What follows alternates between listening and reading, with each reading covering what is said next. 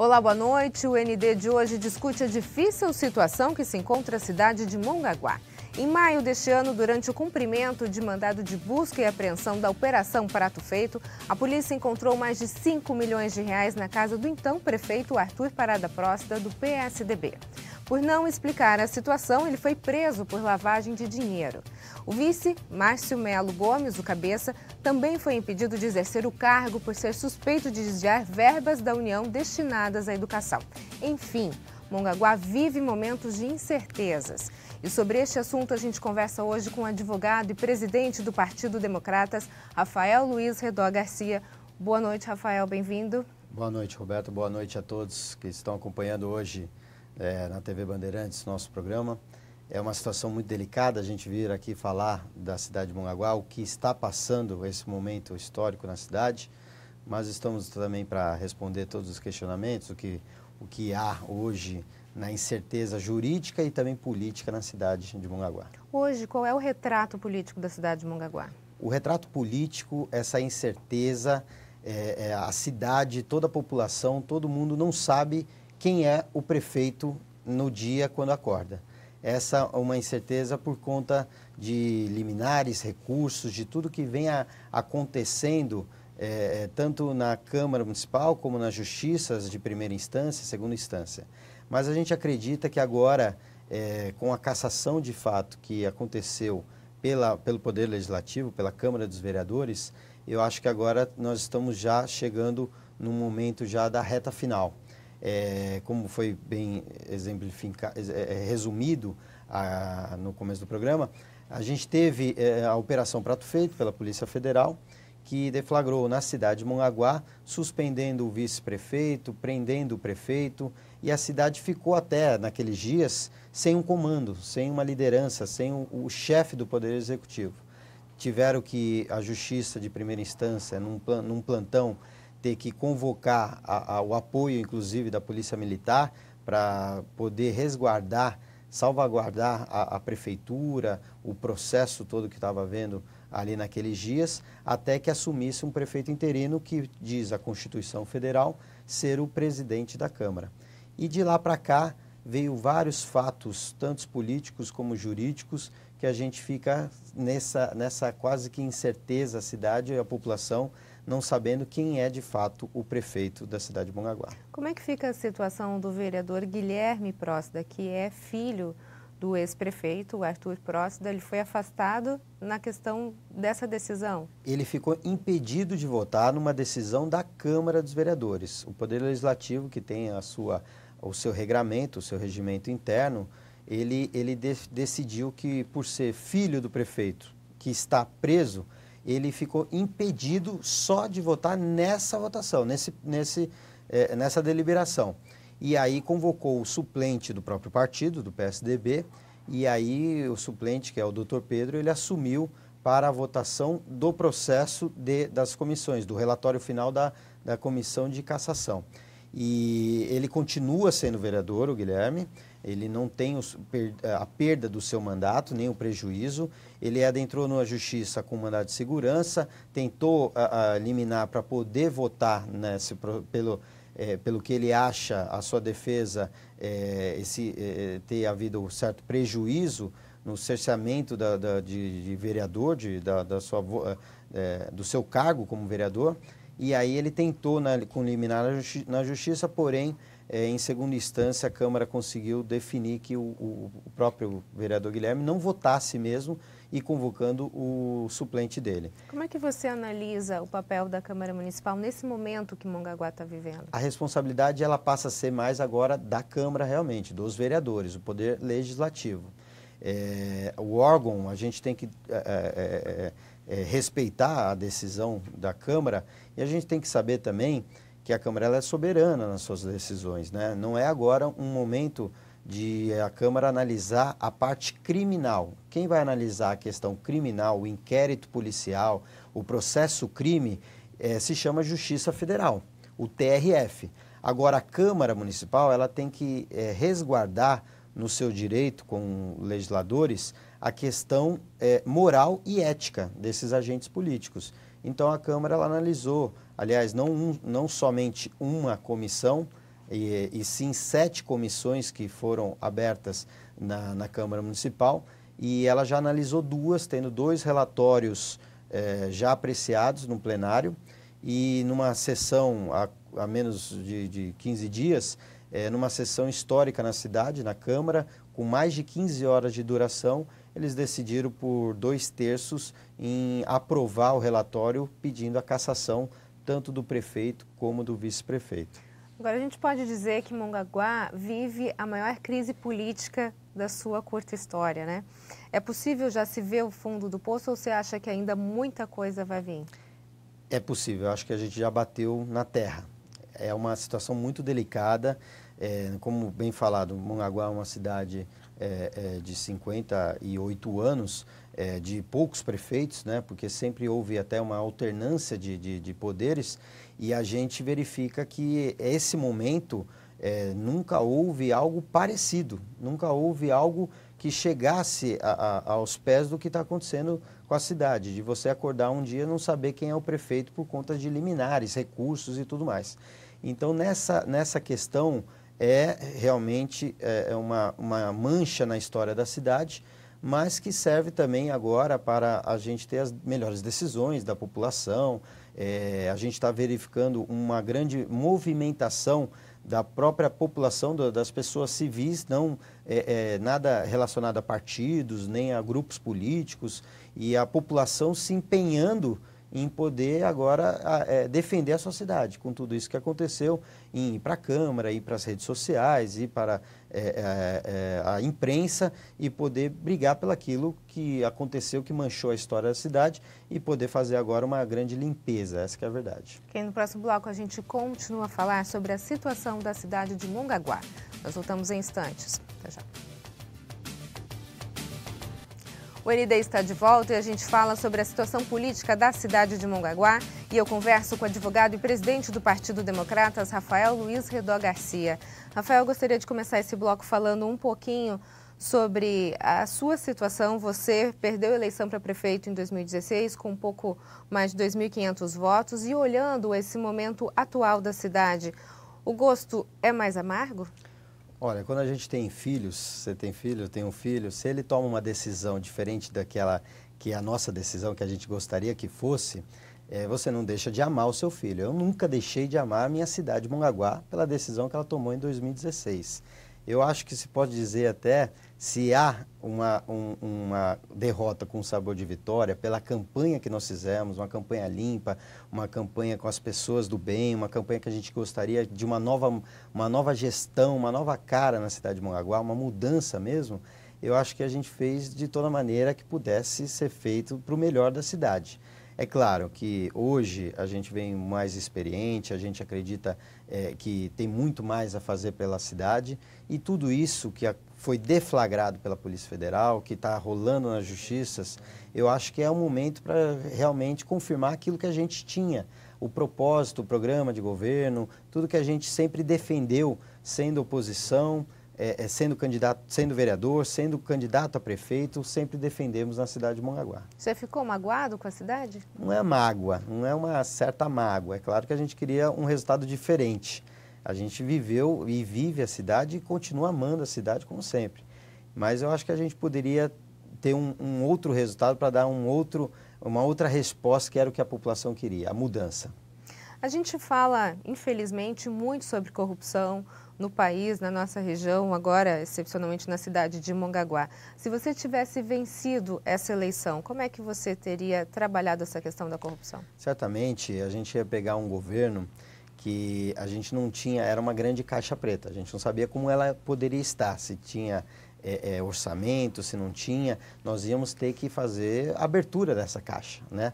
E com pessoas experientes, com uma gestão eficiente, com transparência, com diálogo com a população, conselhos municipais, nós íamos ter que abrir essa caixa, que se chama Prefeitura de Mongaguá, e poder trazer para dentro da gestão a população.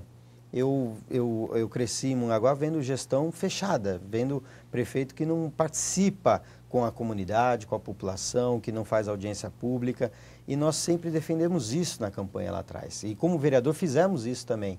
Tivemos nossos projetos sempre voltados para a transparência da gestão pública. E, com certeza, nesses meios é que a gente ia verificar o que foi feito de errado, o que poderia ser fruto de corrupção, o que poderia ser fruto para um processo jurídico e a gente tomar os devidos cabimentos, né? A cidade de Mongaguá, ela já tem um histórico em relação a isso, né? A gente teve a questão do prefeito Paulo Wiazowski, que ganhou a eleição e perdeu nos tribunais, agora tem essa questão do Arthur Parada Próstida. O que pode ser feito em relação à classe política e à confiança da população? É possível recuperar essa confiança na classe política? A gente sentiu isso em todas as campanhas, porque muitas vezes o que o povo escolhia, o que o povo votava, o que o povo decidia, não era aquele que tomava posse.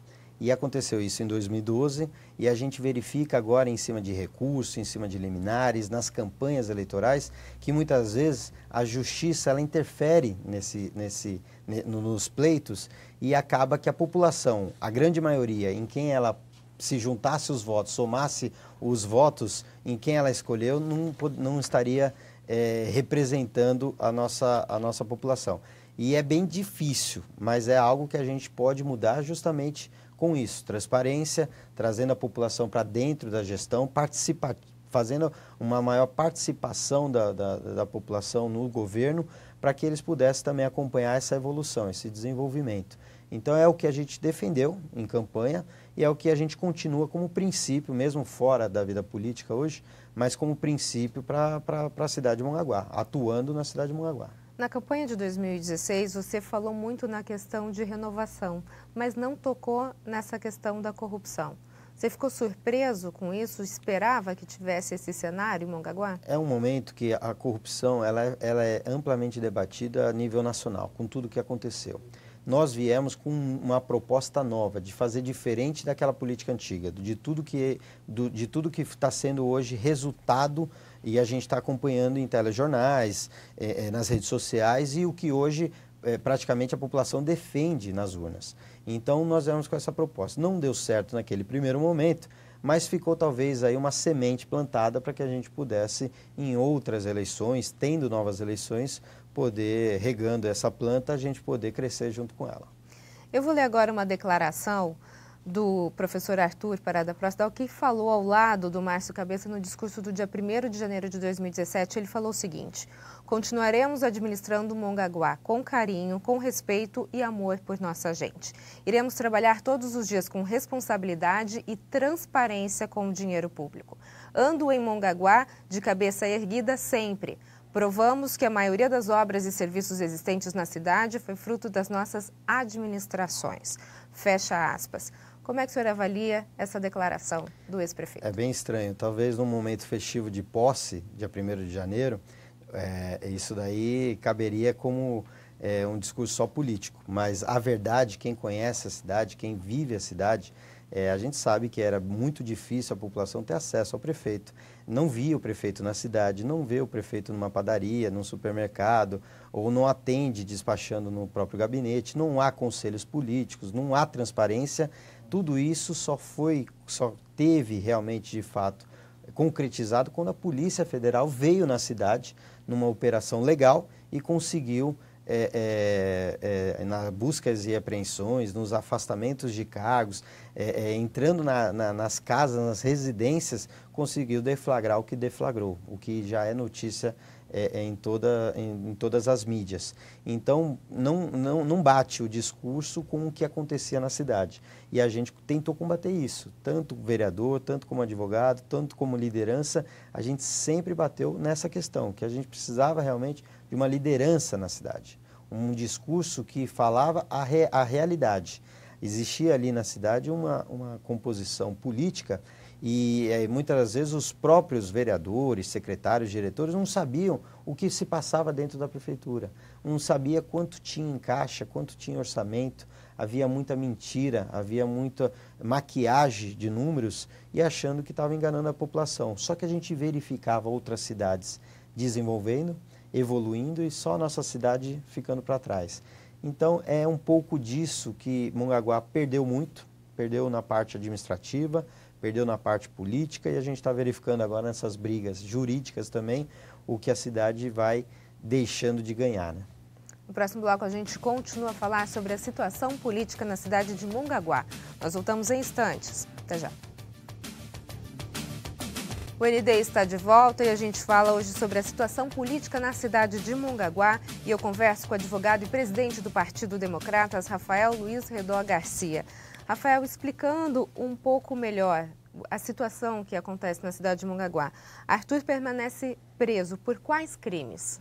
Hoje o prefeito, até então o prefeito da cidade de Mongaguá, quando é flagrado com mais de 5 milhões na sua residência, não conseguindo comprovar esse dinheiro, de início inclusive vindo com uma tese, uma defesa de que era sobra de campanha eleitoral, que também não compreende com os fatos, porque a campanha eleitoral em Mongaguá é uma campanha muito menor do que esse valor todo, e até porque é um crime, seria também um crime de caixa 2, hoje ele responde pelo crime de corrupção passiva, lavagem de dinheiro, evasão de divisa. Ele hoje tenta, pela idade que ele tem, tenta reverter o caso com habeas corpus e todos os pedidos dele, da sua defesa, estão sendo negados. A gente verifica que a Operação Prato Feito, a Justiça Federal, ela acatou a denúncia, ela aceitou as suspensões de cargos, ela aceitou as prisões, e é algo muito grande, envolve 4 estados em todo o país, então vários agentes políticos, diretores, secretários, prefeitos, vereadores. Então é algo que vem de muito tempo, uma operação que a Polícia Federal ela concretiza neste ano, mas ela já trabalha há muitos anos e tenho certeza que ela não faria qualquer anormalidade nessa questão de prisões, né, nem suspensões. E a gente está falando de um desvio de um dinheiro que seria destinado para a área de educação, principalmente merendas e uniformes. O que mais pega aí, por ser recurso federal, seriam recursos que vinham para os municípios justamente para colaborar, sanar esses problemas de uniforme, materiais escolares, merenda. É a principal, as principais emendas, projetos que vinham da União.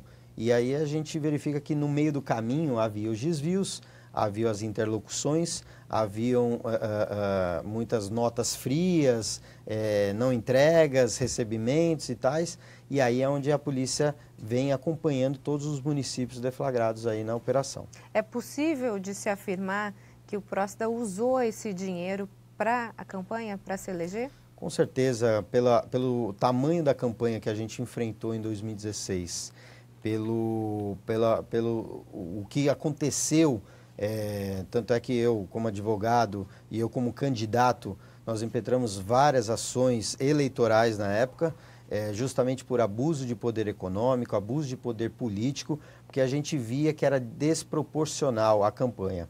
E diz a regra eleitoral que ela tem que ter um equilíbrio, né, entre os candidatos. E justamente por isso que há as prestações de conta, há os limites de gastos, e não houve isso por parte do prefeito eleito. O Cabeça, que é o vice-prefeito, responde aos mesmos crimes?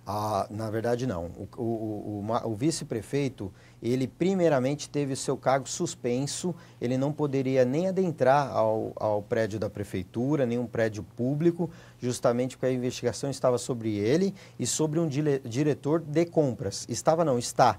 E aí ele teve o seu cargo suspenso. E o prefeito, até a operação, quando aconteceu em maio na cidade de Mongaguá, o prefeito ele só estava sobre averiguação, busca e apreensão de documentos se achasse alguma coisa. Acharam outra coisa. Acharam, né, algo maior, e é aí que ele responde agora a esse crime e que acaba sendo vinculado, porque você é um crime de corrupção passiva e tal, mas o processo crime na Justiça Federal, ele continua o seu andamento e até ter os seus desdobramentos finais aí. Existem outros políticos envolvidos no mesmo esquema? Existem de vários estados, de vários municípios, inclusive na região. há que salientar também aqueles que são investigados e aqueles que já tiveram seus cargos suspensos ou busca e apreensão e aqueles que não tiveram nada também. Então, a gente precisa também salientar, porque é uma operação bem delicada, a Polícia Federal tem também o seu regramento, a Justiça Federal está acatando, inclusive a gente verificou na própria cidade de Mongaguá recentemente, delegada e policiais federais acompanhando no Paço Municipal, na Prefeitura, processos, ainda tentando colher informações, depoimentos de funcionários da Prefeitura, para que possa dar o embasamento total do processo lá na Justiça Federal. Caso um deles, Prócida ou Cabeça, retorne em via judicial, você acha que a cidade fica ingovernável? É bem delicado, acaba um pouco a credibilidade, né? A questão da governabilidade. Hoje, você ter alguém investigado num processo, ele tem até o direito e até o dever de se defender. Só que ele se defenda na Justiça Federal. Para a questão política administrativa do município, não há mais credibilidade, não há mais como você poder passar qualquer respeito como liderança, como chefe do executivo, um órgão do município maior, que você é investigado pela Polícia Federal e pela Justiça Federal, incriminado, inclusive. Então, eu acho que para a questão política, vereadores, como eu falei no começo do programa, a gente tem que prezar pela questão moral e ética, tanto de quem é prefeito, de quem é vice, de quem é vereador e também dos seus subordinados, diretores, secretários e tais. Então, você acredita numa nova eleição? Acredito, eu acho que a melhor resposta hoje que a cidade hoje está pedindo para que haja realmente uma limpeza de tudo isso, e uma nova eleição seria de fato para que houvesse novos concorrentes, novas pessoas pleiteando o cargo de prefeito, para que aí sim a cidade possa começar a escrever uma nova história e tendo governabilidade. Ok, Rafael, muito obrigada pelas suas informações. Eu que agradeço, estarei sempre à disposição. A cidade que a gente ama, a região da Baixada Santista, e muito obrigado pela abertura do espaço. O ND fica por aqui, uma ótima noite para você. Fica agora com o Jornal da Band. Até mais.